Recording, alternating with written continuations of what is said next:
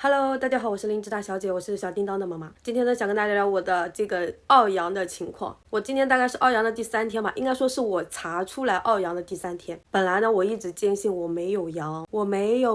我一定没有阳，因为我没发烧。我之前阳的几个同事都是发烧的，所以我非常笃定坚定我没有阳。然后呢，那天我领导实在是看我咳嗽的太严重了，然后就给了我一个抗原让我测一下，一测不知道，一测2条杠，一测奥阳了。当时我的心情就瞬间跌入低谷，然后当天的这个工作都瞬间没有心情了。第二天呢也继续咳嗽，然后呢整一个状态也不是很好。然后从那以后呢，我就开始把我同事之前送给我的这个京都念慈庵的这个川贝枇杷膏给用上了。你看我已经吃了那么多了啊，本来是满的，几乎没吃过。上一次去年年底的时候我就吃了一小口，就几乎没吃过。然后我现在都吃了快底了，每天一天吃3次，一次吃一勺，已经吃了，今天是第3天了，今天是第3天了。我今天的量已经吃完了，明天继续吃。然后昨天我不是太咳了嘛，太咳了之后，我领导也给我拿了一瓶这个类似这个的药，但是那个成分是梨，这个是枇杷嘛，川贝枇杷。然后我因为这个没吃完，我那个就先没吃，我准备把这个吃完再吃那个。然后我们领导看我今天还有略微的一点咳，他让我去买一个什么什么药，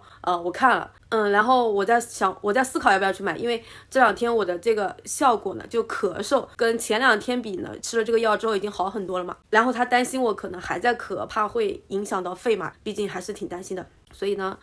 他给我一个友情提示，我真的非常感谢。然后也非常感谢所有的这个网友和粉丝们对我的这个关心啊，因为很多网友粉丝给我留言，然后给我提了很多建议，也祝我早日康复的，反正有很多各种各样的，每个人发表各抒己见嘛。所以我真的非常感谢大家对我的这种关心和这个给的一些意见和建议啊，都是非常宝贵的。因为一个人确实是认知面是有限的，知道的东西也是有限的，所以集思广益，我还是非常感谢大家的各种意见和建议的。然后呢，我是现在的嗓子稍微恢复了一点嘛，前2天呢，我的嗓子讲话声音就是发不出声的那种，就很轻很轻。今天呢，到了下午之后，突然之间声音慢慢打开了，我就感觉可能要恢复了。然后我的脑子瞬间就不疼了，也就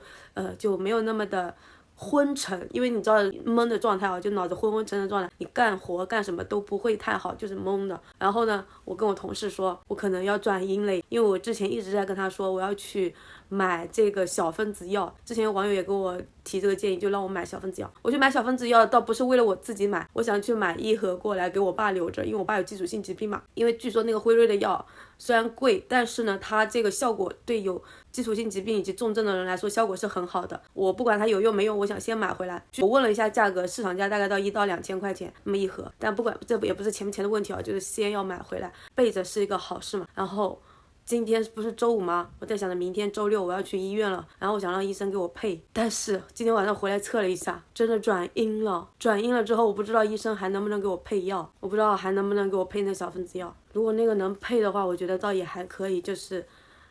给我爸寄回去，就有备无患嘛，就是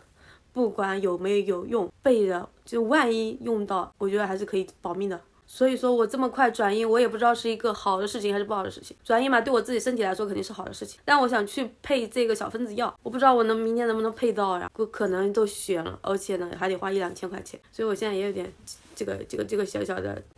这个郁闷吧。然后好了嘛，肯定对自己来说是一件好事嘛，就没有什么特别大的这种担忧了。不会怕什么白肺啦，也不会怕这种什么心脏了。但我说真的啊，这个阳能不要阳尽量不要阳，因为我阳了第1次，我是有心悸的后遗症，我不知道我这次阳会不会有所谓的这种白肺，因为我这次咳嗽是真的很厉害。我上次阳是因为发烧，倒没有说什么咳嗽很严重。这一次奥阳呢更像感冒，因为有鼻涕啊，然后有咳嗽啊，然后昨天晚上是想发烧来着，又没发出来，就是有发热症状但没发。然后我看很多网友给我留言说，你没有发好，是不是因为免疫系统不好，或者免疫系统被破坏了，它引发不了炎症反应啊？我有的时候在想，我到底要不要引发炎症反应？因为我第1次其实也没发烧，是因为我吃了那个莲花清瘟之后才发烧的。这次呢，我就果断没有吃任何感冒药，然后也没有吃退烧药，毕竟这些药吃多了对身体都没什么好处的。所以呢，我这一次唯一吃的药就是这个叫什么京都念慈庵的这个枇杷膏，效果呢你说很好嘛，我觉得也还行，但是你说不好嘛，我觉得也跟我之前的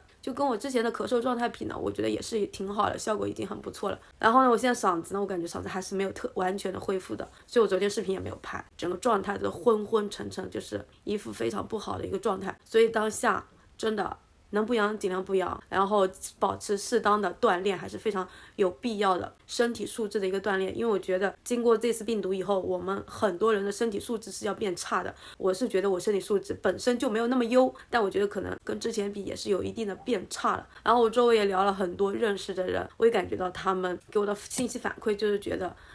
这个新冠的第一次阳对我们的身体伤害还是挺明显的，所以能不阳尽量不要阳，然后能不去凑热闹尽量不要去凑热闹，人多的地方真的不要太多的去。这次5·1虽然说放假几亿人出游，感觉嗨了，搞经济了，回来之后没有发现很快就阳了嘛？不知道这阳到底从哪里起来的，但是是不是证明开始阳了？我也是阳了，我们办公室都阳了一大片了，而且呢，我的朋友圈里面也很多人阳。你这个到底是谁的原因呢？说不清楚，但是就是这么一个结果。所以的时候，我们真的不见得是你干的坏事，但是是因为这个世界上有干坏事的人，所以说这个有传染性莫名其妙的就会到我们身边来，然后就莫名其妙的阳了。如果说你的身体素质很棒的，没有特别大的这种问题的，阳不阳其实对你来说影响还没有那么大。但是如果说我们身体素质不是很好的啦，有基础性疾病的啦，总之阳不阳就说不清楚了，那对我们身体会造成什么样的副作用后遗症真的说不清楚了。所以我就觉得真的保重身体很重要。然后我发现我这次的2阳和上次的1阳转阴速度真的不是差一点点，我今天2-3天就转阴了，我上次10几多天都没转阴，我也不知道是因为上次发烧把身体烧得太弱了，还是因为什么原因，反正这次莫名其妙的就转阴了。多喝水，然后呢保持一个